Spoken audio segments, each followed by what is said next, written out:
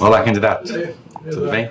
Satisfação. Muito obrigado por nos receber aqui na sua casa. Obrigado pela oportunidade. Obrigado. Espero poder colaborar para com o Brasil. Por favor, vamos sentar? Vamos conversar.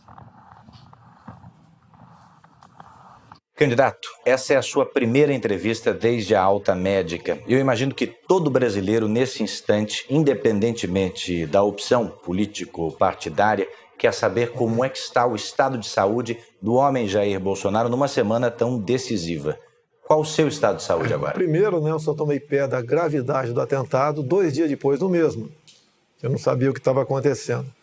Eu costumo dizer que Juiz de Fora não foi onde levei uma facada, foi onde eu nasci de novo. Então, meu eterno agradecimento aos médicos da Santa Casa de Juiz de Fora. Fui, então, para o Alberto Einstein, em São Paulo, e uma semana depois eu fui submetido a uma nova cirurgia, tendo em vista o quadro infeccioso que se aproximava. Porque a agressão, ela cortou muita coisa de mim, e uma das coisas muito graves, cortou o intestino grosso, onde você espalhou fezes por todo o organismo. Então, o problema de infecção generalizada se fazia presente. Foram momentos difíceis, não esperava estar nessa situação, ainda mais que eu sou um homem de combate. Eu gosto de estar na rua, conversando com o povo, desembarcando em aeroportos, fazendo palestra, gosto de ação. E, de repente, não são recomendações, são determinações médicas para que eu respeitasse os limites do meu corpo. No momento, dado o que aconteceu, nessa quarta-feira, uma junta médica lá do Alberto Einstein esteve em casa, cujo presidente é o Dr. Macedo, ele falou que a recuperação minha está sendo fantástica. Tendo em vista a minha vida pregressa, que eu não fumo, não bebo, uma vida muito saudável, graças a Deus. E eu respeitando isso, eu fico livre da colo no final de novembro, começo de dezembro, onde poderia então voltar às atividades normais. Mas, candidato, nesse momento, como é que o senhor se sente? Nas condições em que tudo aconteceu, eu me sinto bem. Foi recomendado não falar mais 15 minutos, tanto é que quando eu chegar para a gente vai parar, dar uma descansada meia hora Tá bem. E voltar novamente a conversar. Me sinto bem, gratificado, feliz por ser uma opção de verdade contra tudo que vem acontecendo no Brasil nos últimos anos, em especial no combate à corrupção. Não podemos deixar que um partido que mergulhou o Brasil na mais profunda crise ética, moral e econômica volte ao poder com as mesmas personalidades. E você pode ver, tudo é conduzido de dentro da cadeia pelo senhor Lula, que indica aí um fantoche seu chamado Haddad, que por incompetência sequer conseguiu passar para o segundo turno na sua reeleição em São Paulo. Então eu me sinto feliz por esse lado, por ser um candidato conservador, que respeita a família, que quer fazer negócio com o mundo todo sem um viés ideológico, que quer jogar pesado na questão da violência, até para trazer um pouco de paz à sociedade, em especial às mulheres que vivem aflitas se seus filhos voltarão em paz ao término da faculdade ou ao término do evento festivo qualquer. Então esse é o que me proponho, unir o povo brasileiro. E a esquerda sempre tentou nos desunir, criando castas, negros contra brancos, nordestinos contra sulistas, ricos contra pobres, filhos contra os pais, na lei da palmada.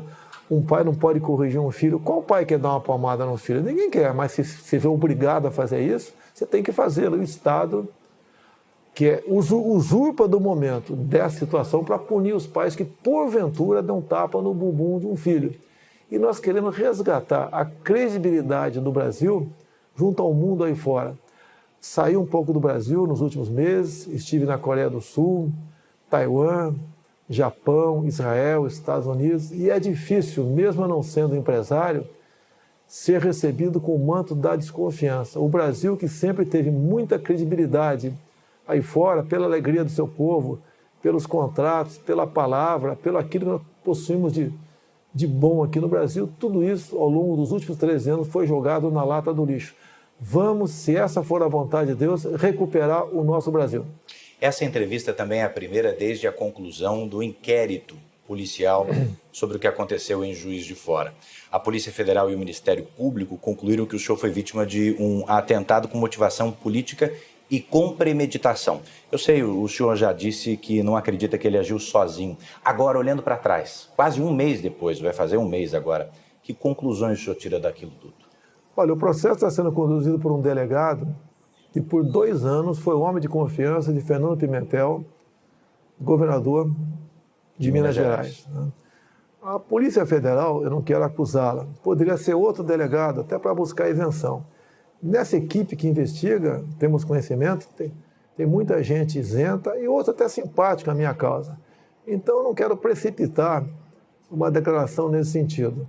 A própria tentativa, no dia do evento, 6 de setembro, de alguém tentar entrar na Câmara dos Deputados com nome do agressor, seria um álibi. Se ele consegue, naquele tumulto, cometer o teu ato e sumir, ele teria um álibi poderosíssimo, dizendo que esteve na Câmara dos Deputados. O senhor descobriu isso ainda no hospital? Isso chegou ao meu conhecimento. Que reação o senhor no teve hospital? quando o senhor A reação da indignação. E nós não queremos fabricar um responsável, nem culpar esse ou aquele partido ou grupo ideológico. Nós queremos buscar a verdade e sinto que não se tem muita dificuldade de chegar à verdade. Afinal de contas, um ato como esse não pode partir da cabeça de uma pessoa de forma isolada. Até o seu depoimento ele foi muito contraditório em vários momentos. A Polícia Civil também faz um trabalho paralelo em Juiz de Fora. E acredito ainda que a Polícia Federal poderá dar uma resposta a isso, porque o inquérito, um encerrou e o outro foi instaurado. Então, espera que brevemente temos uma resposta para isso. A política brasileira não pode escambar para esse lado. Eu sou acusado de disseminar o ódio e quem leva a facada sou eu. Justamente nesse aspecto, na denúncia, os procuradores disseram que esse foi um atentado também à democracia. O senhor que sentiu esse ataque na pele é chamado pelos seus adversários de alguém que não respeita a democracia, não respeita a Constituição. Como é que o senhor responde a essa acusação? Olha, não respeito onde? Dizem que eu ataco negros. Onde você tem um vídeo meu, um áudio atacando negros? O meu sogro é o Paulo Negão. A minha filha tem sangue negro em suas veias. Como pode alguém que integrou o Exército Brasileiro por 17 anos ser racista? Assim como diz que eu ataco mulheres. Onde tem um áudio meu atacando mulheres, a não ser um embate entre eu e a deputada Maria do Rosário, onde ela estava defendendo que um estuprador e homicida menor de idade fosse punido à luz do Estatuto da Criança e do Adolescente. Eu sempre lutei pela diminuição da maioridade penal. Naquele momento, ela me chama de estuprador. Espera aí, o que é isso? Se eu perdi a cabeça, me desculpe, mas a resposta que eu poderia dar para ela, não sou estuprador. E eu sou processado exatamente por causa disso. Um tempo atrás fui acusado de perseguir nordestinos. Como? Se meu sogro é de Crateús, a minha filha tem sangue nordestino em suas veias. O Brasil é um só povo. Não podemos continuar aceitando a divisão de classe no Brasil, como a que mais nos afeta, que eu sou homofóbico. Quando inventaram, quando descobriram, entre aspas, que eu sou homofóbico, descobri em 2010 um plano do governo de, ao combater a homofobia, segundo eles, as escolas do ensino fundamental, ou seja, criancinhas a partir de 6 anos de idade, assistiriam filmes de meninos se beijando, de meninas se acariciando. Qual pai, mesmo tem pai que é gay, quer isso para o seu filho em sala de aula? Cada um vai se descobrir no futuro e vai levar a sua vida e vai ser feliz. Jamais ofendi e agredi um homossexual. Não sou homofóbico. Esses rótulos jogam para cima de mim porque não pode me chamar de corrupto. É o que eles são. Um dos grandes problemas do Brasil é a corrupção. E não tem como me atacar. Até por ocasião da leitura da ação penal 470 mensalão, o senhor ministro Joaquim Barbosa me cita como o único deputado da base aliada que não foi comprado pelo PT. Há 2 anos trabalhamos com isso dentro da Câmara, via o deputado Onyx Lorenzoni. Nós não podemos, e grande parte do parlamento já concorda com isso, ter líderes partidários que, na verdade, funcionem como líderes sindicais. Não é dessa maneira. Essa semana recebi, via a deputada Tereza Cristina do DEM. Candidato. Opa. Vamos dar uma pausa. Vamos. Quem interrompe a entrevista é o enfermeiro da equipe médica que monitora a recuperação do candidato. Segundo ele, Bolsonaro não deve falar por mais de 10 minutos seguidos para não se cansar. O candidato ainda usa uma bolsa de colostomia para armazenar as fezes, enquanto o intestino é poupado para cicatrizar das diferentes lesões. Nessa fase da recuperação, cansaço ou estresse prejudicam o intestino, mas também podem gerar uma crise de tosse. Mas logo voltamos a conversar. Me permita retomar, relembrando o que o senhor falou agora há pouco no primeiro bloco da nossa entrevista, sobre rótulos, os rótulos que se disseminaram a seu respeito. Nesse momento, as duas principais campanhas da presidência da República têm combatido fake news, sobretudo em aplicativos de troca de mensagens. Todas as duas campanhas têm sofrido com isso. O que é que o senhor tem feito e como é que o senhor tem combatido essas notícias falsas? Nós temos nas redes sociais que há anos nós alimentamos com verdade. Então temos um exército de seguidores que acredita no que nós postamos. Por exemplo, o candidato do PT, agora no Nordeste, andou espalhando que eu vou acabar com o Bolsa Família. Eles fazem isso em todas as eleições e nós combatemos isso. Lógico que é duro você combater, porque eles vão, né, com os seus militantes, em todos os locais, praticamente, pregando isso aí. Mas, em grande parte, temos sucesso no combate a esse fake news e queremos acabar com o Bolsa Família. Mas o senhor diria que, pelo outro lado, seguidores seus podem também estar disseminando fake news, notícias falsas? Eu não tenho controle sobre milhões de pessoas que me seguem. Um outro acaba extrapolando. Agora, quando um seguidor meu extrapola, a culpa cai em cima de mim, como se eu fosse um capitão e tivesse uma tropa a meu comando para cumprir exatamente aquilo que eu falo. Agora, por lado de lá, nós não pregamos fake news. Você entra nas nossas mídias sociais, não existe mentira, nem atacamos ninguém. Nessas lives que temos feito às 8h30 da noite, eu tenho pego o plano de governo do PT, documento deles, análise da conjuntura, por exemplo, bem como o caderno de tese do PT em 2015, e mostrando por escrito o que está na página deles, como, por exemplo, enquanto o Paulo Guedes tem um projeto bastante ousado no tocante à economia, e ele foi claro isso em palestras, dizendo que quem ganha até 5 mínimos não vai pagar imposto de renda. Hoje, né, quem ganha 5 mínimos já está na faixa dos 27,5%. E acima disso, uma alíquota única de 20%. O que o fake news faz? Esquece, entre aspas, que quem ganha até 5 mil vai pagar imposto de renda. E começa a falar, você ganha 2 mil por mês. Prepare-se, vai pagar R$400 de imposto de renda. Mentira! A proposta nossa é ousada. E nós queremos realmente recuperar a tabela de imposto de renda e deixar mais dinheiro na mão do cidadão e na mão do empresário. As alíquotas para a classe empresarial também cairão. Queremos seguir o exemplo da Inglaterra de 20 e poucos anos atrás, que está numa situação crítica, bem como o exemplo de Trump nos Estados Unidos, onde ele diminuiu de 30 e pouco para 20 e poucos por cento a carga tributária para empresários. Então, os empresários aqueceu a economia, o mercado de trabalho voltou a funcionar, empresas que tinham saído dos Estados Unidos voltaram para os Estados Unidos e a economia norte-americana está indo muito bem. O senhor deve estar acompanhando um movimento intitulado Ele Não.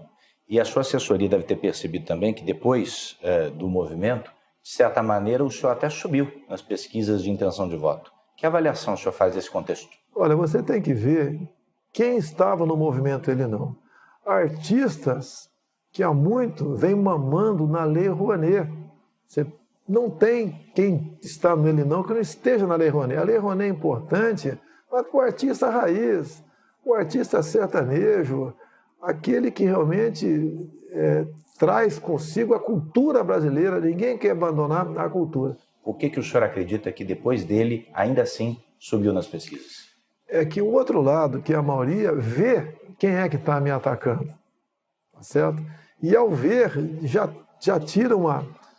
faz uma análise imediata, que eles estão errados, nós estamos certos. Será que eu sou tão mal assim? Eu quero o mal de todo mundo, de mulheres, de negros, de nordestinos, de quem recebe Bolsa Família, de pobre? Não é verdade. Eles não podem me chamar de corrupto. sempre combati a corrupção, sempre preguei a união de todos nós, uma só bandeira, um só coração verde e amarelo. Não podemos nos dividir. A esquerda nos dividiu e nós ficamos brigando entre nós. Eu quero a união de todos. Um grande exemplo tive em países como Japão, Coreia do Sul, Israel. Olha o que eles têm. Eles não têm nada. E olha o que eles são.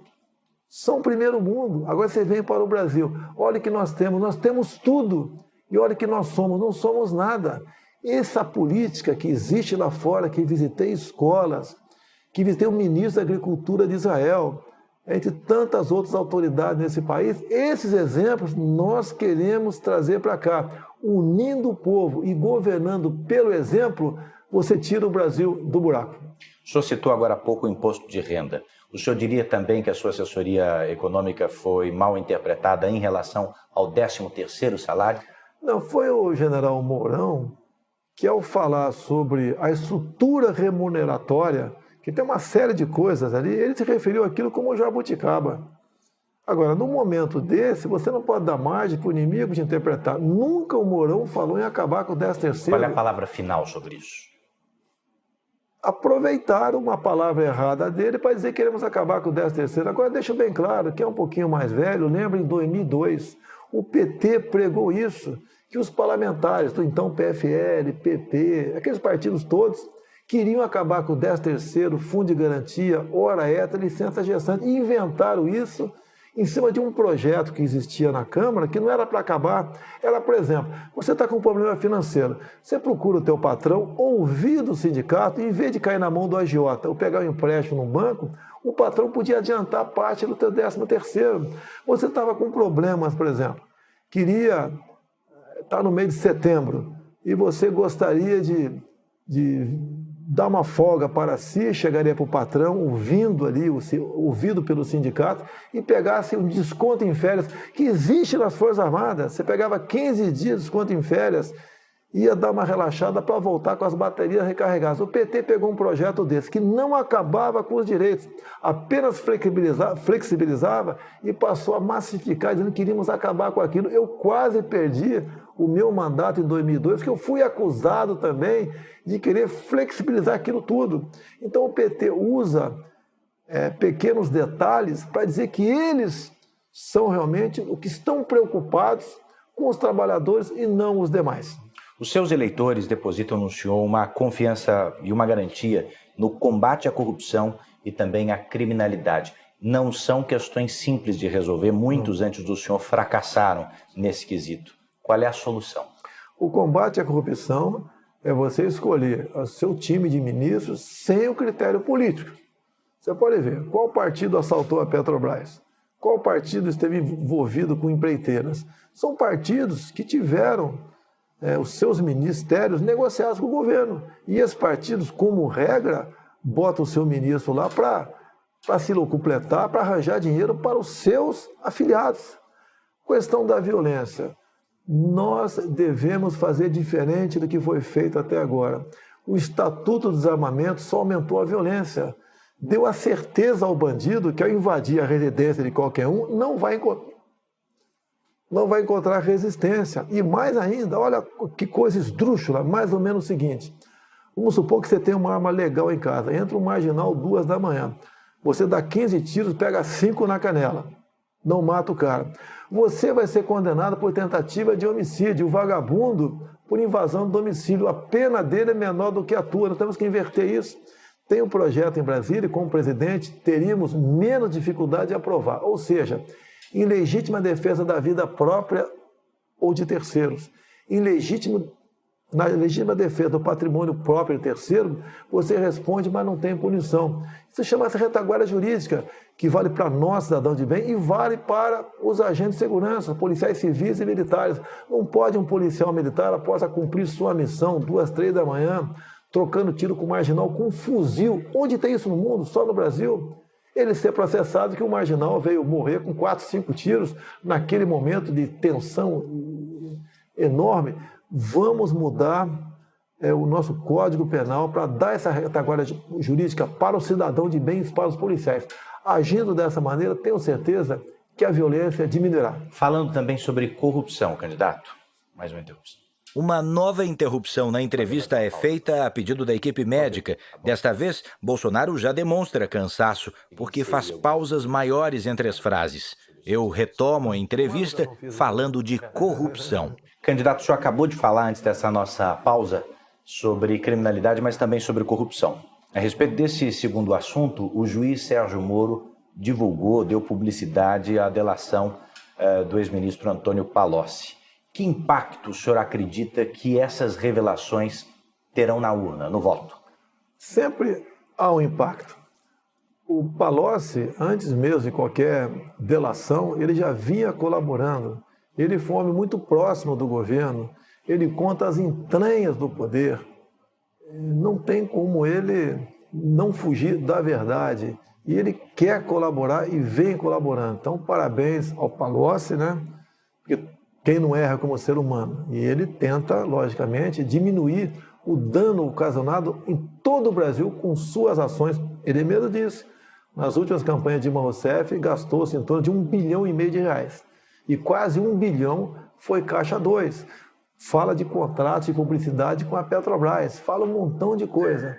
Agora, a corrupção está colado no PT. Não tem como querer desvincular o que acontece na corrupção do PT. Nós devemos evitar que esse estado de coisa continue no Brasil. O PT não deu certo. É um partido que traiu os trabalhadores, traiu todo mundo. É um partido que tinha um projeto de poder. Como o próprio Zé Dirceu disse há pouco, ele disse. Nós vamos assumir o poder, que é diferente de ganhar uma eleição. Ou seja, ele fala também em tirar poderes do Supremo Tribunal Federal, né? Ele fala, por exemplo, ali, coisas que, se tivesse na minha boca, seria uma explosão no Brasil. Está na boca dele. Nós pensamos e agimos diferentemente do PT. Se o senhor ganhar as eleições, o senhor não terá um projeto de poder? Não, não pensamos nisso em hipótese nenhuma. Até porque ser presidente do Brasil com tantos problemas, eu sei da responsabilidade, como será a minha vida nesses próximos 4 anos. E o que muitas pessoas dizem, né, que eu posso ser o ponto de inflexão naquilo que acontece aí. Muitos dizem que eu não posso ser um bom presidente, mas é aquele necessário para o momento. Mais grave que a corrupção é a questão ideológica. A gente vê jovens universitários, eu não sei o que tem na cabeça, com ações, com atos que não condiz com aquilo que está se formando. Que, em parte, as nossas universidades não formam alguém para o mercado de trabalho no futuro, está formando militantes. Devemos acabar com isso. Até hoje o PT defende o regime de Maduro, como defendia o regime de Chávez. Nós devemos nos afastar da Venezuela. Temos que dar um pé no traseiro do socialismo, no comunismo. Não podemos admitir essa ideologia em nosso Brasil. Será o fim da nossa pátria se o PT conseguir chegar ao poder. Lamento, vou respeitar o resultado das eleições, até porque eu me preparei lá atrás para que tivéssemos uma auditoria por ocasião das eleições. Em 2015 aprovei o voto impresso. Lamento o Supremo ter derrubado com argumento da senhora Raquel Dodge, dizendo que a impressão do voto comprometia a segurança das eleições. É exatamente o contrário. Mesmo com 5% das sessões com o voto impresso, você teria um retrato no Brasil do que foram as eleições. Procurei o ministro Fux há poucos meses e pedi para ele que pulverizasse pelo Brasil, de acordo com a quantidade de eleitores, estas sessões com o voto impresso. Ele me disse que já havia tomado decisão nesse sentido. Tinha um estudo para ter uma eleição tranquila. Lamentavelmente, essa interrogação aparece. E o apelo que eu faço àqueles que acreditam em mim: vamos votar, não vamos nos omitir, não vamos votar em branco, não vamos anular o voto. Muito pelo contrário, vamos convencer uma pessoa a votar na gente. O PT, todo mundo já conhece o que é e o que nos espera com o Zé Dirceu voltando ao poder. Comigo, a certeza que vocês terão que eu serei realmente não mais um capitão do Exército, mas um soldado do Brasil a serviço desse povo que merece e tem tudo para ser feliz.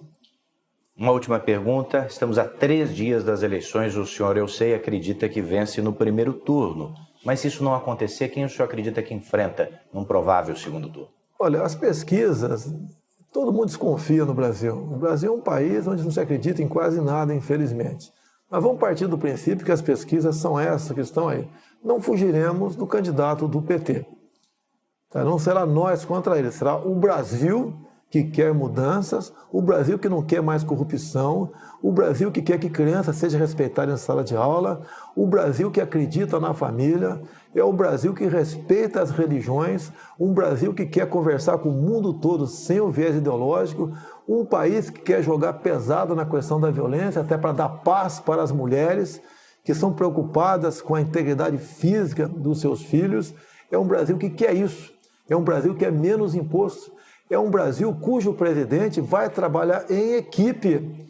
Ninguém vai querer decidir nada sozinho.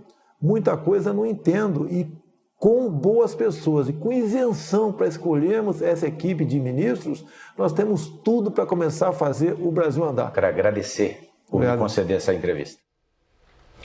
Veja a seguir o Dia dos Candidatos a Presidente da República. E ainda nesta edição, o preço do álcool dispara e postos de combustíveis fazem promoções para atrair os consumidores.